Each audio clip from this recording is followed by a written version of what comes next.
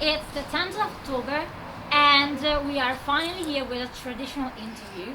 For this time, we do not have the red sofa inside and an interview in the middle of the acoustic, but we have the interview, and then we will listen to the acoustic concert. So I'm so happy to be here again in Italy, of course, at Dagda, of course, and with who? With the Rumjacks. Ciao, hello, thank you. Good to see you.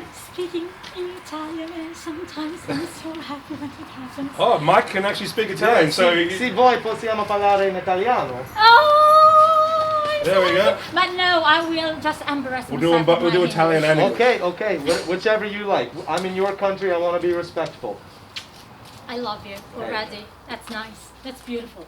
But I will embarrass myself, as I said, and so let's start with the bad questions. No, they won't. Give us the worst. Start with the worst. No. Let's start smoothly. Okay. And the first question is, so how did the story of the Rumjacks begin? How did everything come? About, I'd say it was 11 years ago. It was weird. We didn't grow up together or anything, but a chance meeting with our previous members were in the band. Local pubs and the kind of area we grew up in, the Blue Mountains of Western Sydney. So we just kind of met each other, and we're all in different bands. The original drummer was the drummer of my rockabilly band. He just helped out, things like that. I didn't know that. Yeah, he No, was, you didn't even. I'm know. new here. yeah, he was never going to be in the band full time. Yeah. We just started the band like where we were all in other bands, and so there was like lineup changes to start in the beginning, but.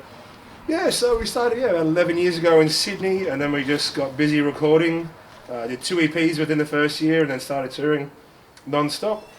Games in New Holland pretty much came out exactly 10 years ago, just a couple of weeks ago. So that was our first record, and since then just snowballed and toured more, then went overseas, and etc. etc. Yeah. That's pretty much the short story. Great, actually. And so, as we have just listened to, you come from Austria. And so here the question is pretty must do, which is how and why did you choose Irish punk as your musical kind of expression, since we come from Australia? Okay, It's so far. Yeah, see, I understand why people think that, but it's not that strange. So, white settlement Australia, of course, respect to the Aboriginals, the original landowners. Yeah. So, there was different booms of immigration in Australia. Around the, let's call it the 50s to the 80s, there was a huge influx, especially of Irish, Scottish, British, the Isles, if you will, come to Australia to help build the economy.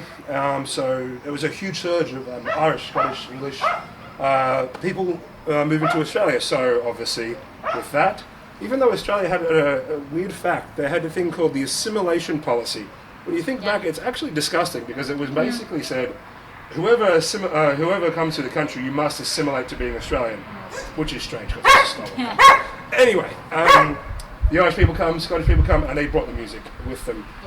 Folk music in general has always been there in Australia. Again, I have to say, white Australia, that folk music was always there. Bush music, if you will. Those kind of instruments and storytelling was always there. So then the Irish and whatnot come along.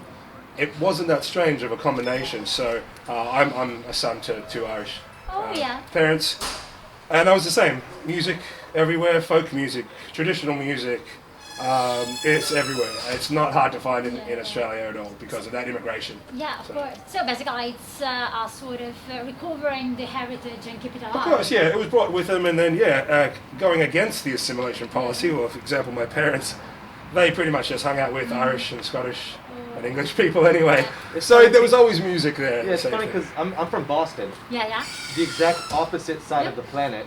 Yeah. The same exact thing happened. Huge Irish immigration to Boston. And so the music came there also. So you have people on opposite sides of the planet listening to the same traditional music. So basically the reason why you speak so beautiful Italian is that your parents are Italian. Mio bisnonno de Parma. No, from Parma. Yes. Okay, my grandma is. Look at that. Maybe, So- maybe they knew each other a long time ago. Yeah, maybe it could be. Yeah. It could be. And so, let's get into the musical questions. Sure. And first question is, okay, we are dealing with punk here, and punk is rebellion, exactly like in the Irish spirit. Is your music a way to rebel up against the present world or something like that? I was slightly distracted by a dog that just popped its head over. I'm very, very Because sorry. you should know that there is a dog. There's a dog on the popping roof up, up there. up there, and so we are just So you can slightly rephrase So does that. the coming to punk. so does the rebellious nature of Irish music and punk play in with our music? Was the question? Ah, yeah. Now the question was, since punk is sort of a way to find a rebellion, and is there kind of dimension like this in your music or not? I think if you're speaking of both genres of music, if you will, there's certainly rebellion in both. So that's where people, when they ask questions about the combination of Yeah. punk and folk and Irish and traditional music, they're both rebellion, isn't Yeah. it? Like,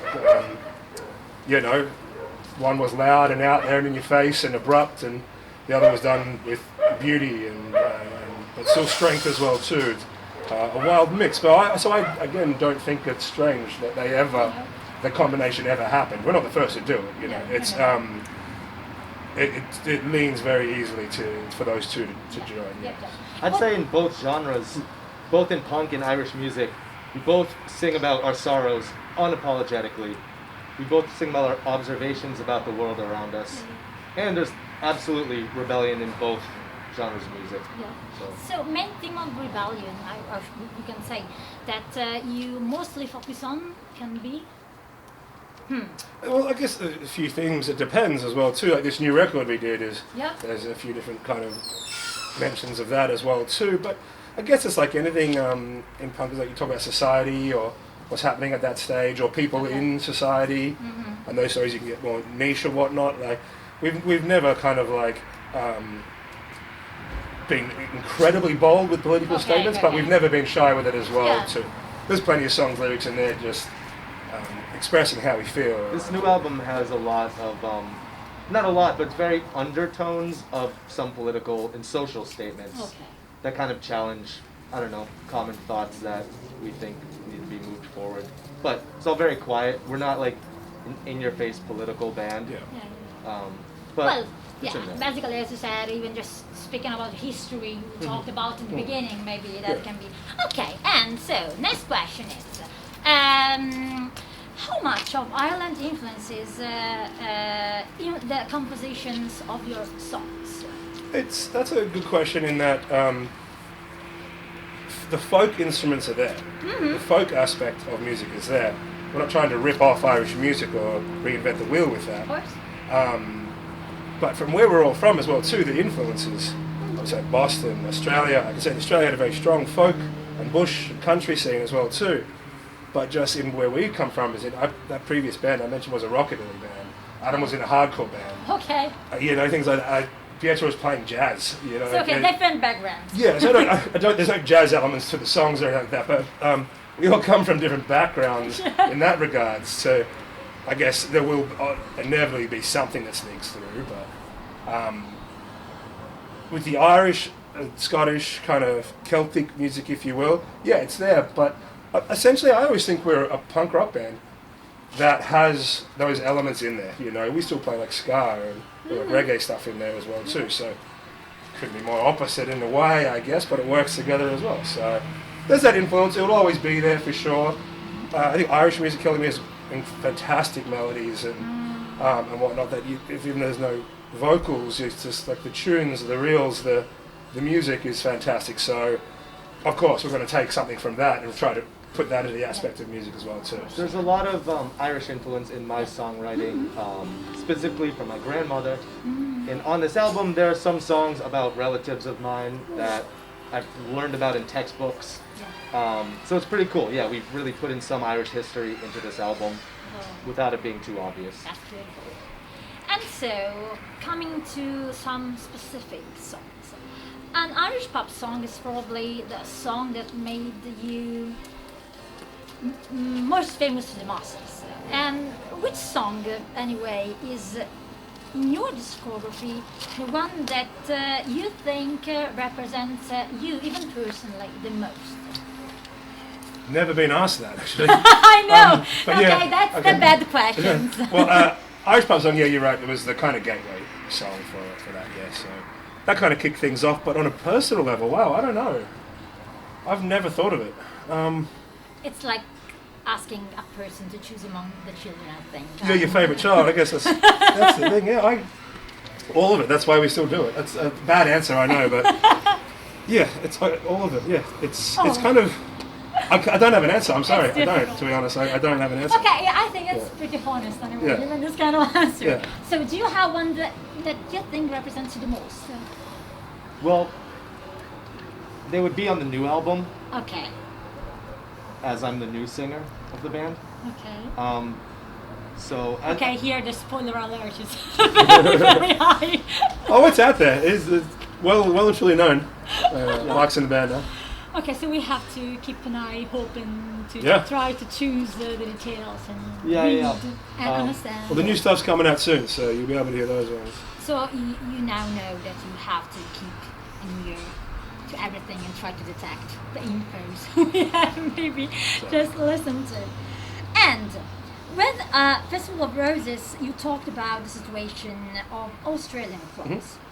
This situation of clubs, sadly, is Yeah. pretty difficult right now. It's a very present matter of discussion. Exactly right, yeah. And that's because everyone knows we are living in this era of COVID. And that's a passion that's always very touching to us, to groups and this. How did you feel about this period? And what was your way as musicians to deal with a pandemic like this? Yeah, exactly right. It's funny how that song has kind of come back to light, I guess. Yeah, continual. There's a lot of animals going on here. Wow. Luca's trying to quiet them and they're getting mad at him. Sorry. We didn't want to disturb you. Sorry. Wow. Let's stop a sec. Ok, Come grazie, grazie. Yeah. Siamo bene, siamo bene. Ehi, dai, su, andiamo. Allora, vai. Okay. Yeah, We're fix on my jukebox. brought to you by Freeway Juice Boxes. Yeah, it's unfortunate. Mike was saying the other day about clubs closing in Boston, and every day you see one's closing. I live in Northern Ireland now. Two of the best pubs I've been to are closing. Venues, restaurants, bars, cafes, they're all suffering. It's really sad. It's depressing in a sense, but I think we're lucky, which is a hard thing to say because our year has been basically cancelled. We were on the middle of tour, and the next day we're on a flight all back to our cities. Yeah. And people don't realise it's a job. This is a job we Of do. course. And we're not alone. There's plenty of people affected by this. But it is sad to continue to see the snowball effect of it with businesses, bands, the arts, entertainment, specifically because it's around us a lot more. It's extremely sad to see.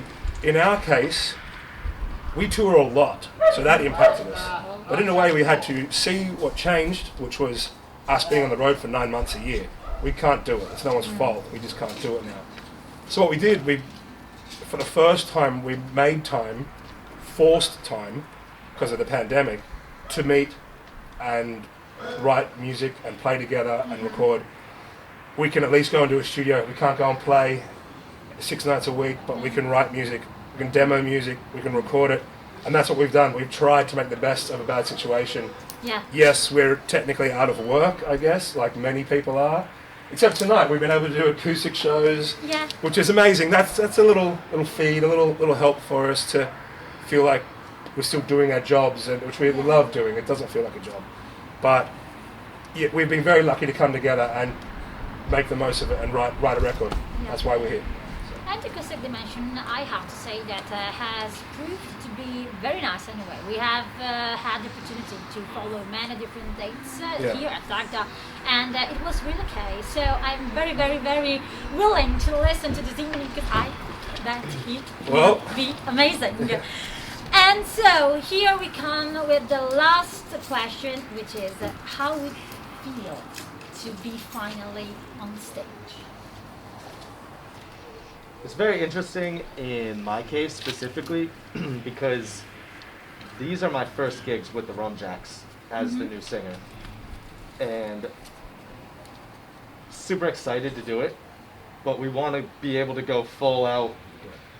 So we're very happy to do acoustic, but I think we're I don't know, this is the longest time I haven't been on stage since I was 14. It was 6 months since I was last on the stage, and that's the first time that's ever happened since I was 14 years old. So it's amazing to be back on stage. Can't wait till the world can do full shows with everyone being sweaty and around each other and crammed into a room. And spilling beers on each other, having a laugh. Absolutely. It's strange. You don't realize it at the time, but I guess, you know, it's when it's taken away you realize, isn't it? But yeah, we miss it terribly. We do. Especially for us. We tour so much. Like all the time. So it is strange. Doing acoustic shows, of course, we still love it. It's good. But like Mike said, we want to walk off feeling like we're about to die, sweating, and that kind of interaction with the crowd.